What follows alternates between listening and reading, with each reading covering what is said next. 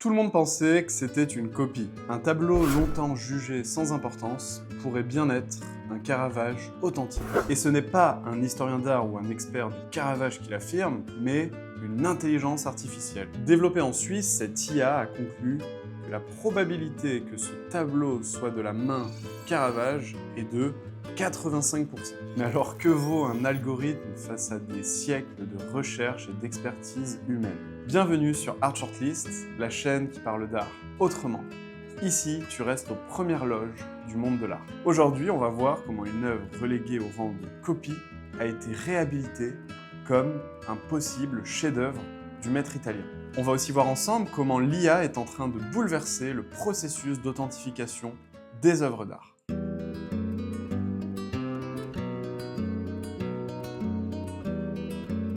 Le tableau dont on parle, c'est le joueur de luth. Problème, il en existe 3 versions. La première est conservée au musée de l'Ermitage à Saint-Pétersbourg en Russie.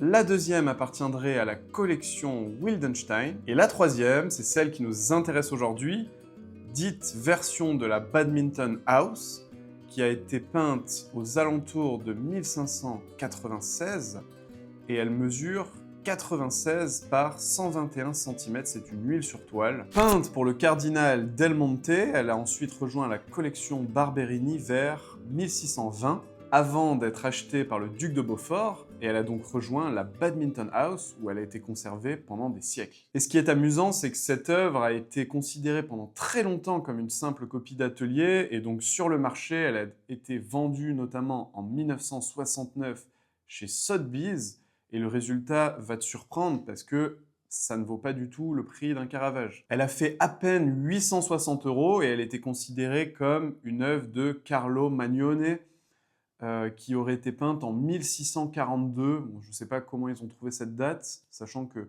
là on parle d'une œuvre de 1596, il y a quand même un gap entre les deux dates. Puis en 2001, le tableau du Badminton House a été vendu pour 80 000 € aux enchères. Et là, pareil, c'est un prix tout à fait mesuré. Si on regarde les prix habituels atteints par des œuvres de Caravage, on est plutôt sur des millions d'euros. Donc 80 000 € pour un tableau si bien réalisé et potentiellement authentique de la main du Caravage, eh bien c'est une belle affaire. Et les experts étaient unanimes à l'époque, ce tableau était une copie du Caravage, un beau tableau bien réalisé, mais circulé, il n'y a rien à voir. Au suivant, ce tableau n'a aucun intérêt. Mettez-le dans une cave, il sera très bien. C'est amusant de voir comment les choses peuvent évoluer et que l'IA, quand elle entre en scène, tout peut changer.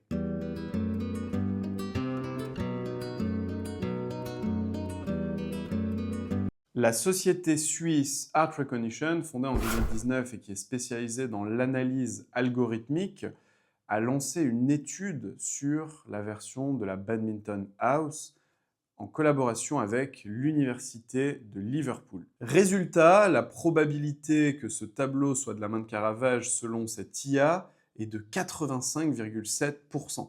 D'après le journal britannique The Guardian, cette IA a comparé des œuvres authentiques de Caravage avec aussi des œuvres de son époque, de ses contemporains, afin d'affiner, et donc ça donne une fiabilité très forte sur cette analyse qui conclut à 85%.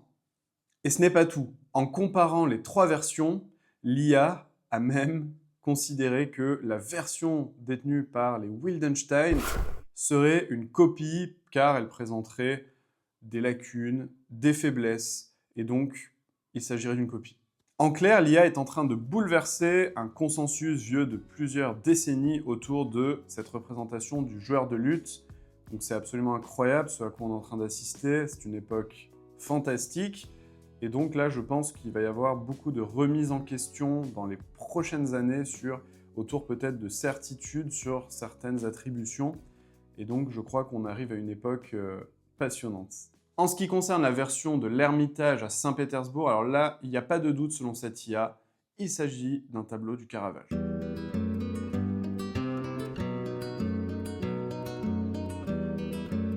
Après ce rapport qui a fait beaucoup de bruit, les réactions ne se sont pas faites attendre, les experts ont parlé, il y a eu beaucoup d'échanges et aujourd'hui l'IA vient frapper à la porte, vient déranger le marché de l'art, on peut le dire, mais en même temps, peut-être lui secouer un petit peu les puces, ce qui est, à mon avis, une très bonne chose. Bon, pour beaucoup d'experts, et ils ont raison, l'IA ne vient pas faire une découverte, elle calcule des probabilités en fonction des données dont elle dispose. Et c'est là que tout se joue, parce que de quelles données dispose-t-on?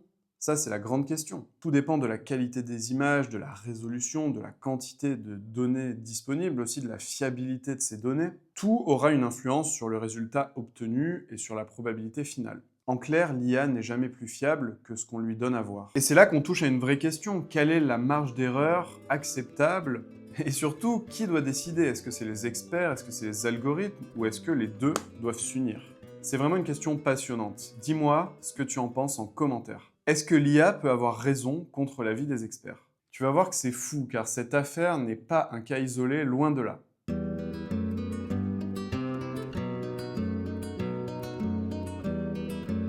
L'histoire de l'art est pleine d'attributions contestées, corrigées et parfois renversées. J'ai un exemple concret avec le Ecce Homo, découvert à Madrid en 2021. Présenté d'abord comme une copie médiocre, il a ensuite été attribué au Caravage et il a même été classé trésor national espagnol. Résultat, sa valeur est passée de quelques centaines, voire milliers d'euros à plus de 100 millions d'euros. Ce que montre la version de la Badminton House du joueur de lutte ou alors le Ecce Homo de Madrid, c'est que l'IA ne change absolument pas la vérité, mais elle change notre manière de regarder une œuvre d'art.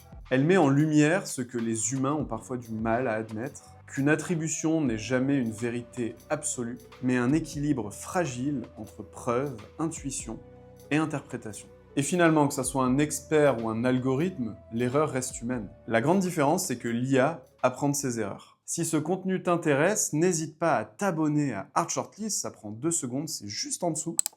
Tu nous donneras énormément de force pour continuer nos aventures sur YouTube. Merci pour ton soutien.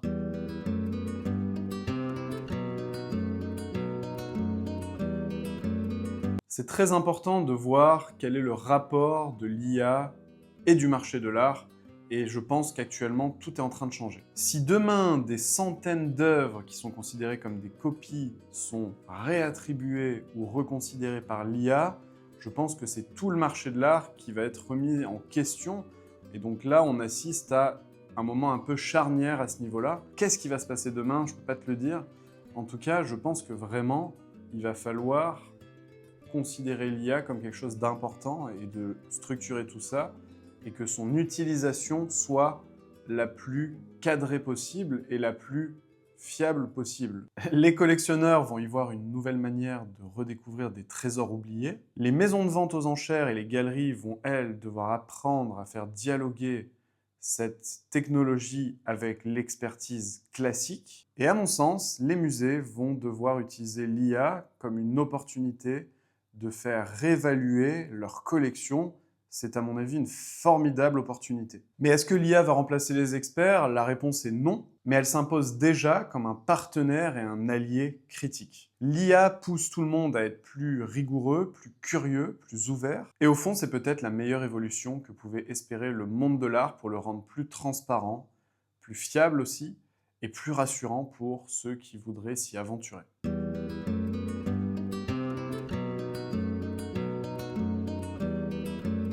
L'affaire autour de ce Caravage et de son attribution est loin d'être anecdotique, c'est plutôt le symbole d'un monde de l'art qui est en train de se transformer. D'un côté, des décennies de compilation d'informations, d'expertise, d'intuition et un œil humain au centre de l'analyse, et de l'autre, une technologie capable d'analyser des millions de détails que l'œil humain n'est pas en mesure de percevoir. Pour moi, plutôt qu'une rivalité, c'est une rencontre entre deux formes d'intelligence, une qui est analytique, l'IA, et l'autre qui est sensible, le cerveau humain. L'association de ces deux intelligences peut rendre l'histoire de l'art plus juste, plus transparente et plus précise. Ce qui est sûr, c'est qu'à l'avenir, aucune attribution importante ne pourra se faire sans se poser cette question: que dit l'IA?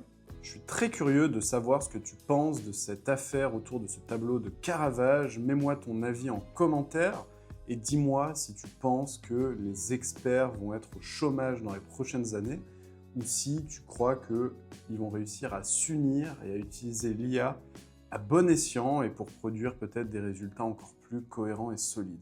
Pour prolonger cette réflexion autour de l'IA, je t'invite à visionner une interview exclusive que j'avais réalisée avec le témoin clé d'une affaire autour d'un célèbre portrait de Claude Monet et de son attribution. C'est une interview qui a profondément marqué la communauté Art Shortlist. Pour la visionner, il te suffit de cliquer juste ici.